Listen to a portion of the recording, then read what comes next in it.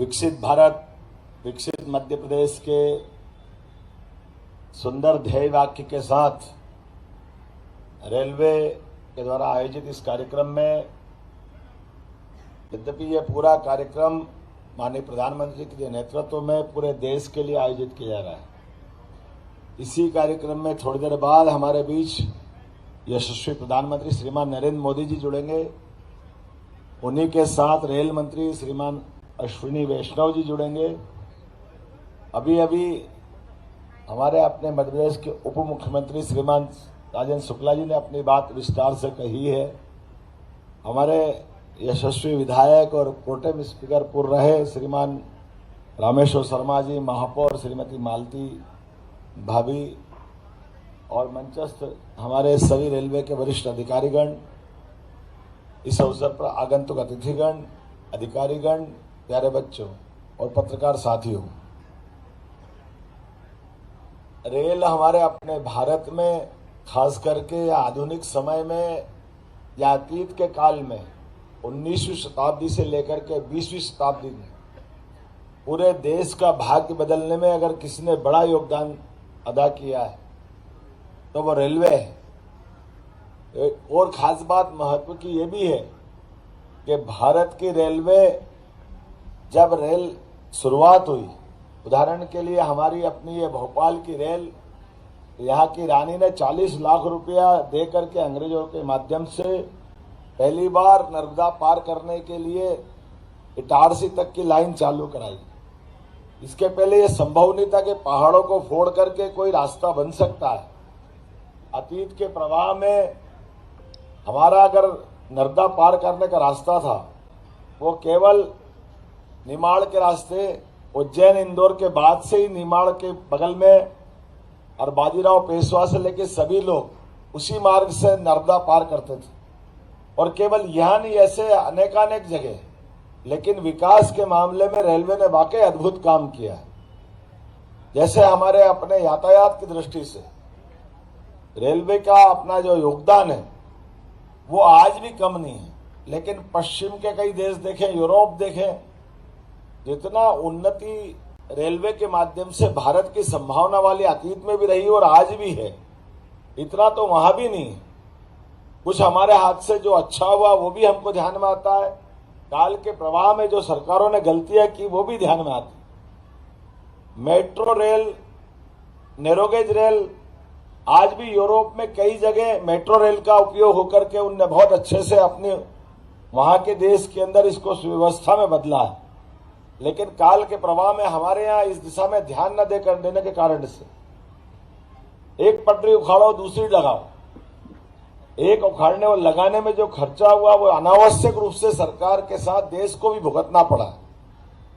और आपने देखा अतीत की ऐसी गलतियां कि रेलवे का बजट अलग होता था, हमारा बजट अलग होता था।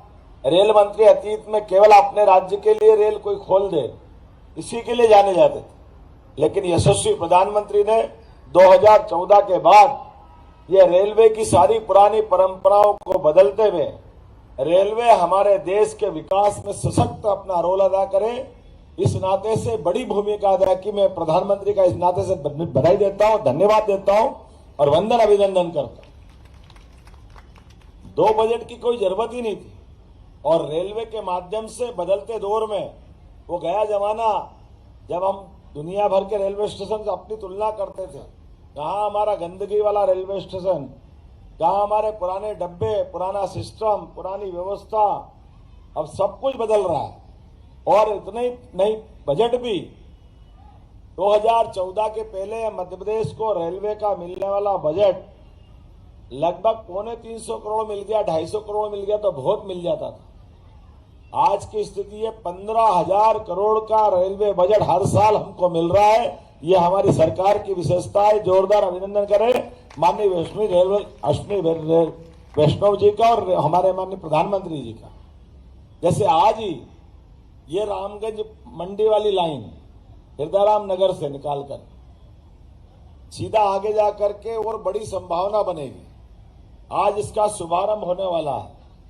इसी रेलखंड से हमारे यहाँ बैरागढ़ से हम लोग आते हैं जब भी उधर से पश्चिमी रेलवे वाले, तो ये रेलवे का ऐसा जंक्शन है जहां एक मंडल से दूसरे मंडल में आने में पता नहीं क्या चक्कर था, जैसे भारत पाकिस्तान जैसा हिसाब रहता था। कौन से मंडल की रेल आई तो निकालेंगे, कौन से की नहीं निकालेंगे, वर्षों तक यही नाटक चलता रहा। अरे भाई, भारत एक है, पूरा देश एक है, कहीं से कोई मंडल वाले आ जाए तो इसमें दोहरी दृष्टि क्यों होना चाहिए? लेकिन पता नहीं क्या कारण था। अब मुझे इस बात की प्रसन्नता है, न केवल एक मंडल से दूसरे मंडल, बल्कि सब मिलकर के यशस्वी प्रधानमंत्री जैसे पूरे देश के सभी विभागों में आमूलचूल बदलाव करते हुए आज ही हमको वंदे भारत की सेमी स्पीड नई ट्रेन दे रहे हैं, जो खजुराहो से दिल्ली का सीधा कनेक्शन देकर के विकास का नया दरवाजा खोलेगी। मेरी अपनी ओर से यशस्वी प्रधानमंत्री, यशस्वी रेल मंत्री को बधाई। कितना अच्छा लगता जब अपने आप पहली रेल चली और रानी कमलापति से चालू हुई। वंदे भारत की शुरुआत हमारे अपने यहाँ से हुई। विश्व का सबसे अच्छा, भारत का सबसे अच्छा रेलवे स्टेशन हमारा अपना रानी कमलापति बनकर तैयार हुआ। निजी क्षेत्र का धनराशि मिलाकर के रेलवे के साथ नया प्रयोग करने का केंद्र भी बना और विकास का एक नया हमारे अपने आप में इमारत सबके सामने प्रदर्शित हुई। रेलवे के माध्यम से खास करके अभी अभी कहा है रामेश्वर जी ने, मुझे इस बात की प्रसन्नता है कि हमने तय किया कि कोई भी मध्य प्रदेश का ऐसा रेलवे फाट, माननीय विश्वास सारंग जी आए, हमारे लोकप्रिय मंत्री, अभिनंदन करें विश्वास जी का भी।